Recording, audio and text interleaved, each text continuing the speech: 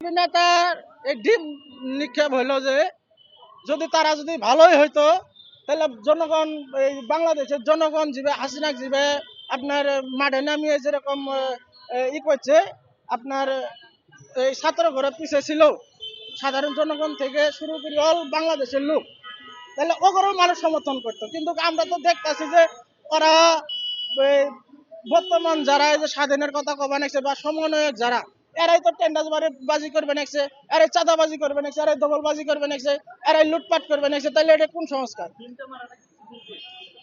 ডিম মারা উচিত হয়েছে কিনা তা বলতে পারবো না, কিন্তু এরা এখন তো ডিম মারছে, কয়দিন পরে এগুলো অস্তিত্ব থাকবো না, কয়দিন পরে বাংলাদেশে এগুলো অস্তিত্ব থাকবো না। এমনও সময় হবো, আমি তো বললাম ওই যে আওয়ামী লীগের এমপি মন্ত্রী তো পলায় যাওয়ার পাইছে, এরা পলায়ও যাওয়া পাবো না যে অবস্থা আমরা দেখতেছি। তার কারণ দেশের মধ্যে কোনো আমরা আইন দেখতেছি না, আইনের শাসন দেখতেছি না।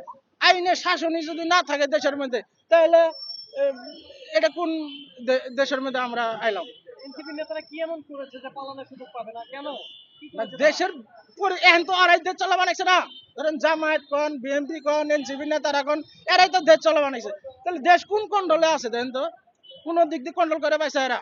বা এই যে নিষিদ্ধ কথা কো ওটা কো ওটা কো কোন দিক দিয়ে এরা দিক দিয়ে কোন তো যে আর নিয়ন্ত্রণ করে পাইছে? এটা চুরি চিন্তাই নিয়ন্ত্রণ করে পাইছে? এই যে মত সৃষ্টি হওয়া বানাইছে নাকি? এই যে কুটার মধ্যে মানুষ তুলে আসামি তুলে ওকে ডিম মারে, ওকে রাস্তাঘাটে অত্যাচার করে মানুষের বাড়ি ঘর জ্বালায় দিবেন।